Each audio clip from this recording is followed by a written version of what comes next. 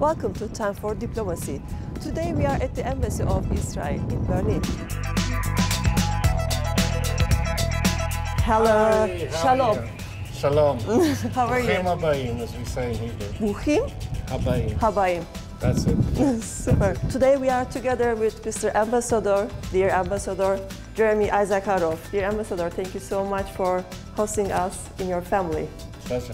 Thank you. Please. It is a privilege to be here. Dear Ambassador, first I would like to start with Gleis 17. Gleis 17 is the station where almost 50,000 Jewish people were sent to concentration and extermination camps. How did it feel for you? It was your first visit after your arrival to Germany, and especially when we considering the losses of your wife's family. How did she feel? Well, it was a very moving moment just after I presented my credentials to President Steinmeier.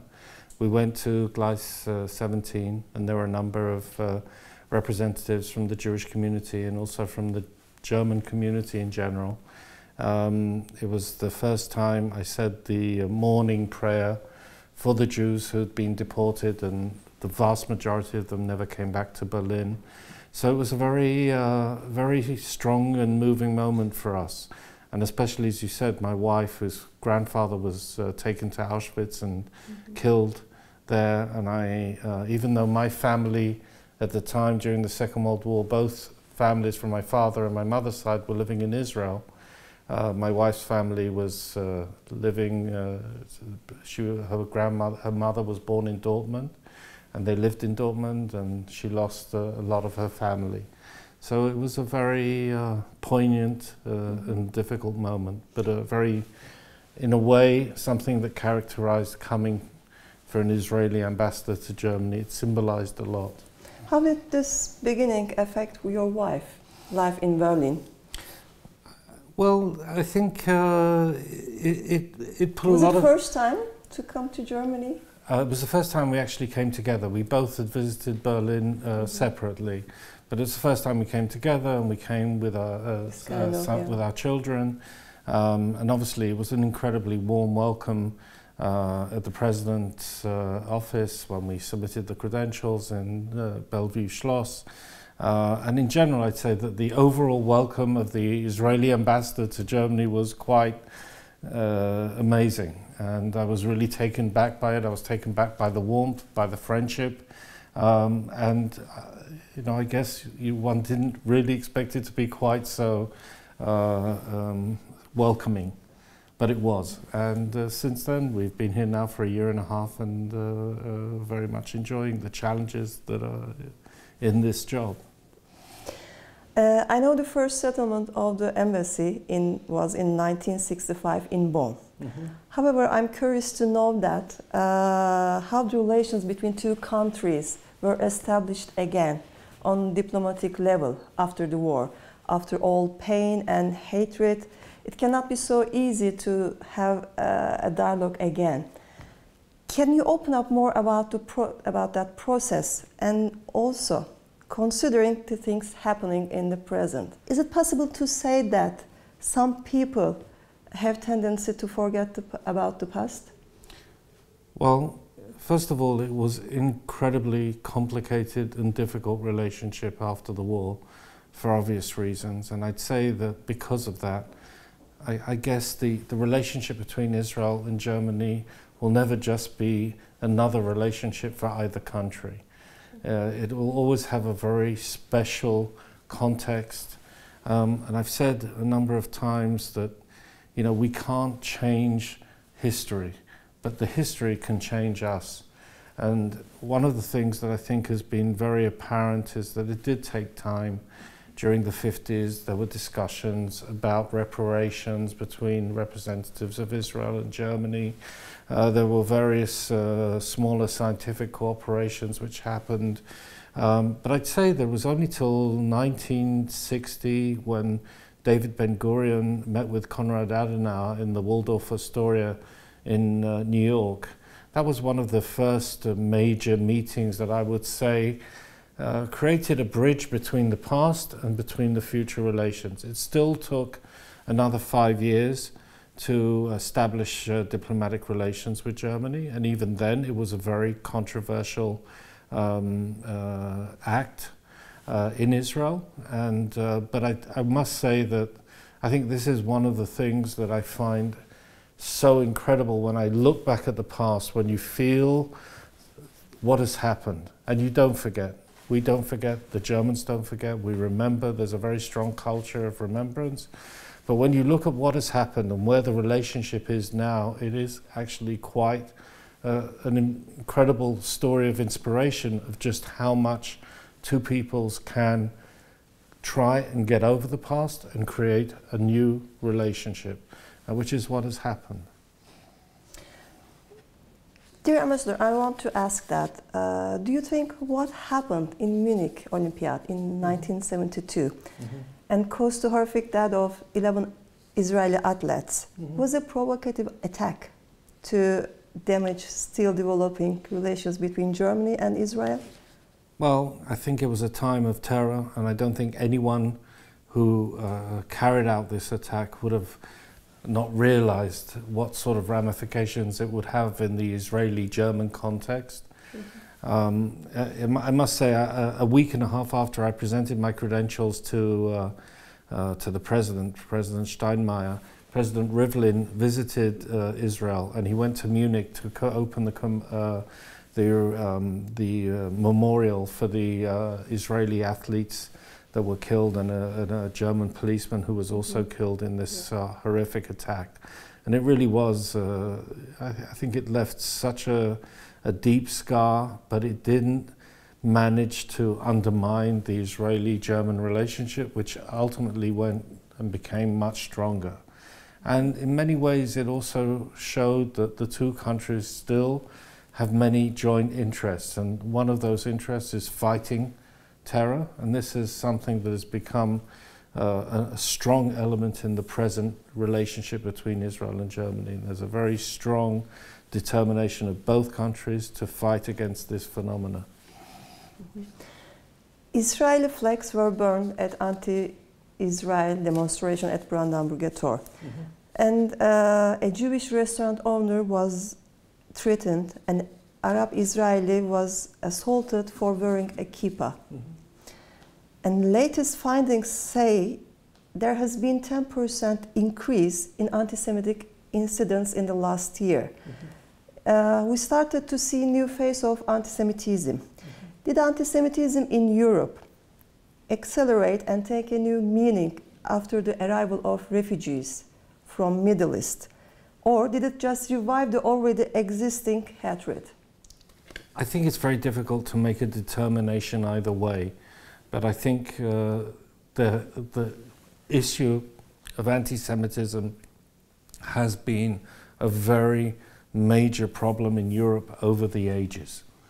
And it was one of the foundations of the last World War, which created immense damage, not only to the killing of 6 million Jews in the extermination camps, but also the amount of Germans that were killed and millions that were killed during the Second World War. And as I said frequently, that anti-Semitism is very much a friend of that horrific past and an enemy of the future. It would be a mistake. The war ended in 1945, but to say that anti-Semitism ended then, I would think is not accurate. And the instances that you provide show that there is still anti-Jewish feeling. This restaurant incident in which there was a person, a German resident of Berlin, who said to the Jewish restaurant owner, in 5 to 6 years we'll have you back in the gas chambers. And this is something I would never thought I would hear in Germany, in Europe, anywhere again. And then you give the other example of the incident with the kippah. So I think there is a combination of latent anti-Semitism which exists, but it's not something that I would say is just happening in Germany. And you've seen other very disturbing incidents in other places in Europe, in France, Pittsburgh, in Buenos Aires. There is a trend. So I don't think you can attribute any one particular reason. But it does mean that we have a lot of different tools that we have to employ in order to try and continue to eliminate anti-Semitism. Mm-hmm. And I would like to ask, Mr. Gauland said that Hitler and Nazis are just bird poo in over 1,000 years of successful German history. Mm-hmm. What would you like to say about it? Well, I think it was a very highly offensive remark to make. I think it belittles the Holocaust and the incredible impact that it had on the Jewish people. I think it's insensitive to say that. I think any Jew would be offended by it. I think any Israeli would be offended by it. And you know, I think every German who wants to see a different and more democratic and tolerant society in Germany would also be offended by it. It has been alleged on media that non-paper list about non-governmental organizations which shouldn't be supported is given from Israel to Germany. Mm-hmm. And one of them was the Jewish Museum. Mm-hmm. And you already mentioned that you don't, in an interview, you don't want to talk about it, but I would like to ask anyway. Did it really happen? And does that list exist? And what was the problem about the Jewish Museum? Look, as you know, in October of last year, we had a government-to-government meeting in Jerusalem. And we had a number of issues on the table when the Chancellor and the Prime Minister met. There was an issue relating to this overall subject regarding the passage of money to organizations which are not simply human rights organizations, but have a whole different agenda and attached to even bodies that actively work against Israel's security. And so this was broached in the conversation. I prefer not to get into details, but the Jewish Museum was, to the best of my knowledge, not really a focus in this. It wasn't the major focus. It was an issue about how do you establish criteria of when governments provide money to other NGOs in various countries, how do you deal and what sort of standards govern it? I mean, for example, also if Israel government was providing money to NGOs in Germany, how would that be seen here? So it's an issue that is discussed. We had a few issues that we discussed, and some things we agreed more, and we agreed on a lot of things. Some things we agreed less, and this was one of them, but it wasn't, in fact, I don't even remember, quite frankly, the Jewish Museum being mentioned. Okay, so the visit by US-based academic Syed Atza to the Jewish Museum was cancelled by your complaint. Same person held a lecture at Rosa Luxemburg Foundation in Tel Aviv a short time ago. Okay. How should we consider the fact that the same lecturer who was not invited to Germany on your demand has been invited to Israel by German foundation to make a speech? Well, first of all, I'm not sure I accept the premise of your question. To my understanding, he actually did come to Berlin. He did actually give a lecture, and the fact that he gave a lecture in Israel shows that we are a genuine democracy and we can tolerate different points of view. However, I would say that as a general comment, that when we look at institutions, look, we talked a bit before about anti-Semitism and how we need to marshal a lot of different tools to deal with it. You need education, you need government leadership, you need enforcement by the police, but you also need cultural institutions to help in this struggle for the hearts and souls of people. And I think that it would be very inappropriate for a cultural institution like a museum to have a very politically motivated, become a platform for a very politically motivated speaker. I don't think it's the right place, and I can't stop somebody talking in Germany, and there is a right to freedom of speech whether I agree or not. But I do think a Jewish museum should also reflect something that builds bridges and doesn't break bridges between people. And I think that's what I would say regarding that issue. Okay. Now I would like to talk about Middle East. Now it becomes easy, yeah? Unfortunately, Middle East has been a problematic zone for more than 100 years. Wars, battles, terror, and the civil war in Syria showed us that problems in Middle East are also affecting in Europe now. Yep. When will be peace and harmony in Middle East? Well, Do you think here in Europe we are not able to evaluate the situation right in Middle East? I think it's very tough even for people in the Middle East to understand what's happening. Let's be honest, we're going through a process in the Arab world from the Arab Spring that impacted many countries in our area in a very profound way.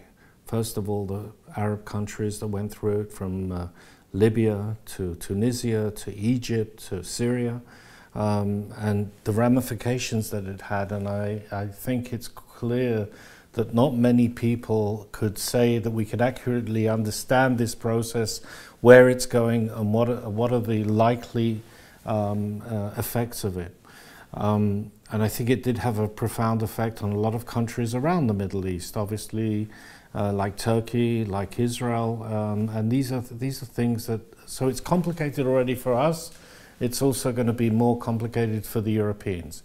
One of the things I think we saw, you mentioned the Syrian case, what happens in the Middle East and the problems we have in the Middle East don't stay in the Middle East. They come to Europe. And they come in many different ways. You also have people, fighters of Daesh, of the ISIS, that have come and committed acts of terror in Europe. You've seen in the past as well the activities of Hezbollah in Europe when the bombing of the Israeli bus in Burgos in Bulgaria. You've seen activities undertaken by the Iranian intelligence ministry, that a person was, an Iranian diplomat was arrested not so long ago in Germany after he was involved in the plot to attack the Iranian opposition in Paris. So there are a lot of things that are happening that have become, Europe and Middle East have become more intertwined. And these things require a lot of vigilance. They require governments that work together, like Israel and Germany, to be very vigilant and to do everything they can to prevent these acts of terror. But I think there are also other elements of good news in the Middle East. Hopefully, I hope so. And I'd be happy to expand on that. Let me maybe just, if I could just say a word. I think today when we look at the convergence of interest between Israel and our neighbors, between Israel and Egypt, Israel and Jordan, on issues that are important to both countries' security, our ongoing cooperation with the Palestinians, with all the political problems we have, but also our developing relations that we have with Gulf countries.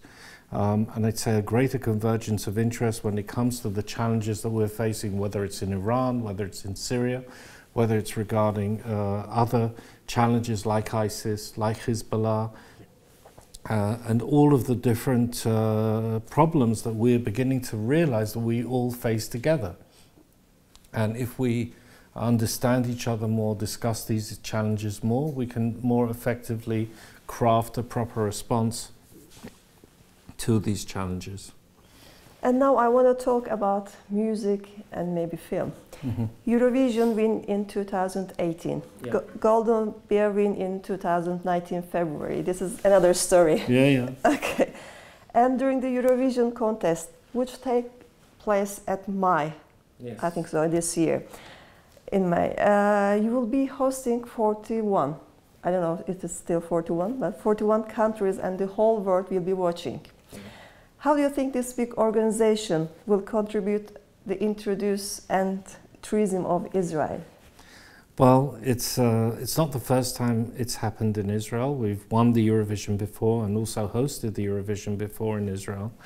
But I think it's fair to say that in recent years, I mean, when I found out what it implies, you know, one thinks that there's a television program and it's broadcast live on television, and that's you know, it's very simple, but it's a very, very complicated process, a number of events and rehearsals, and then the main event. And so it's a very, so first of all, it's a very big challenge, and I'm sure that we'll do everything we can to have a good Eurovision, a successful one. And I think it will also provide a very important window into the into the plurality of Israeli society. You know, at the end of the day, I think we still get a bad,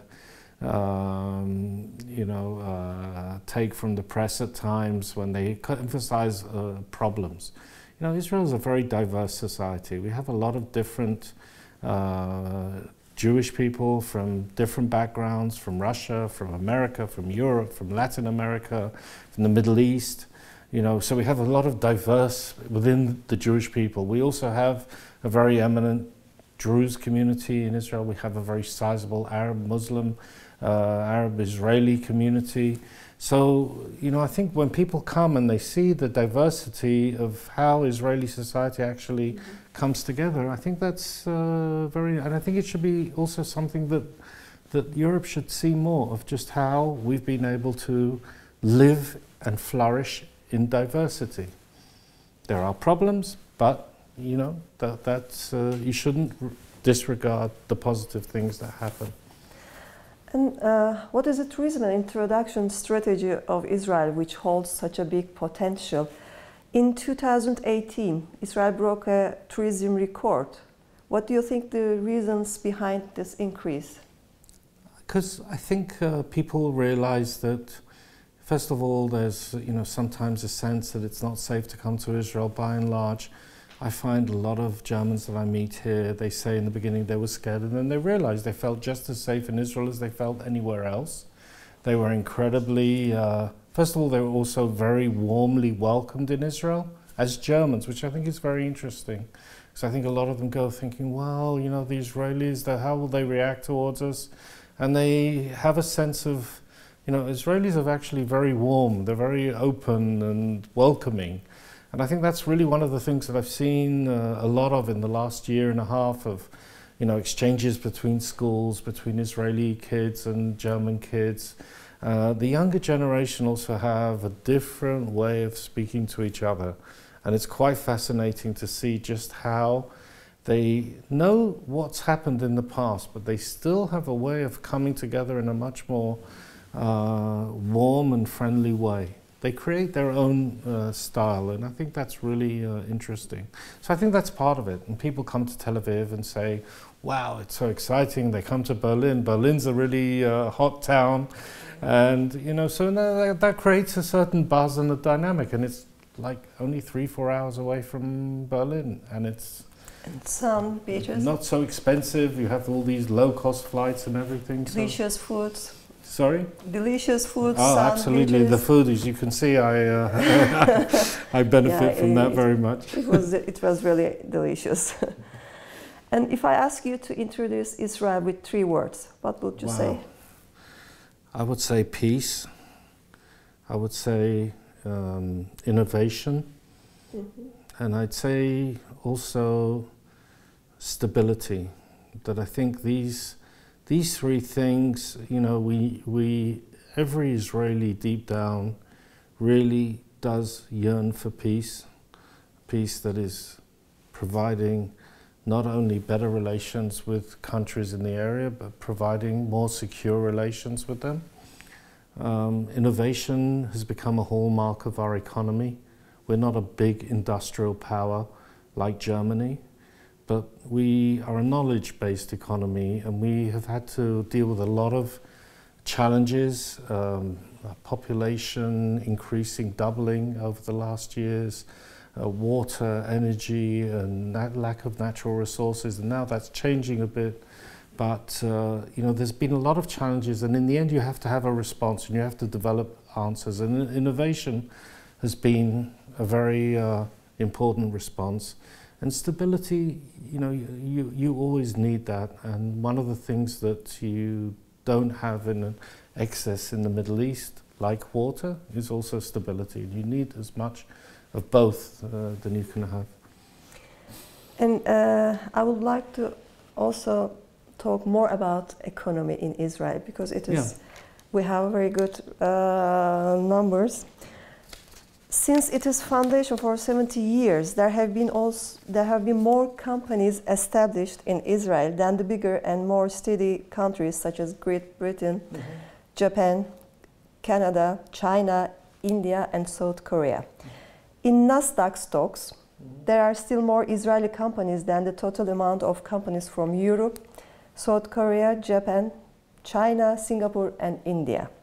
With the launch of spacecraft Bereshit, Yes, Genesis. Israel is becoming the fourth country landing on the moon after USA. We hope. I'm sure. So Sure. much. USA, Russia, and China. In recent years, with the outstanding success of young nation in high technology and R&D, Israel has become a global hub for innovation. A lot of startup companies working in the fields of Industry 4.0, cybersecurity, digital health, and fintech have been raising billions of dollars from global investors.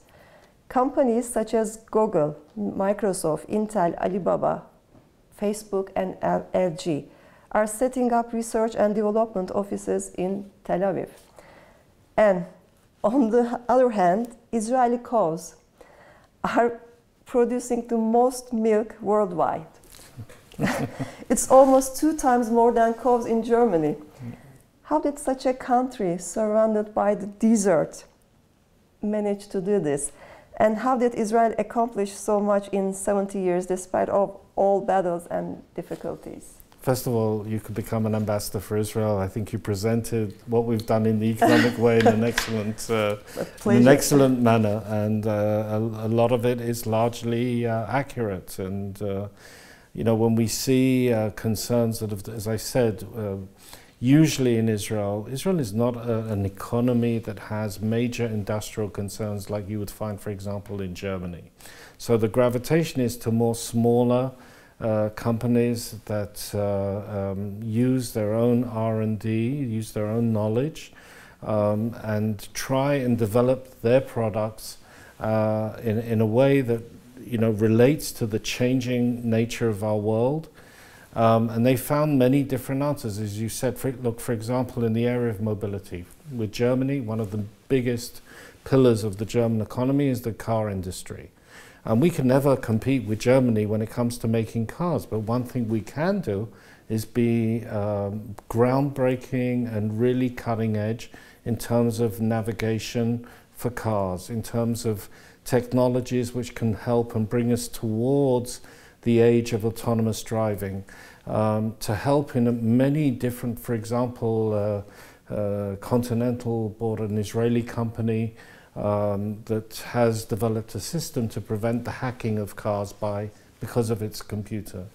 So there are all of these things that have been done, and we have these smaller concerns which have a higher, there was 2 years ago, they sold Mobileye for about $15.3 billion, which was a small concern that was able to go onto the open market and become, you know, a very major factor in car safety and everything else.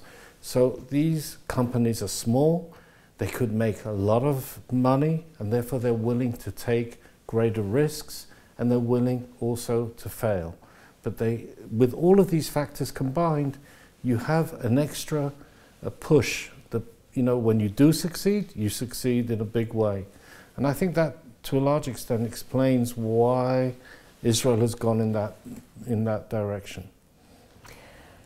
Dear Ambassador, I cannot wait anymore to get some information about culture, traditions, especially culinary culture, and taste the delicious and famous Israeli foods. Shall we continue at dining room? Yes, by all means.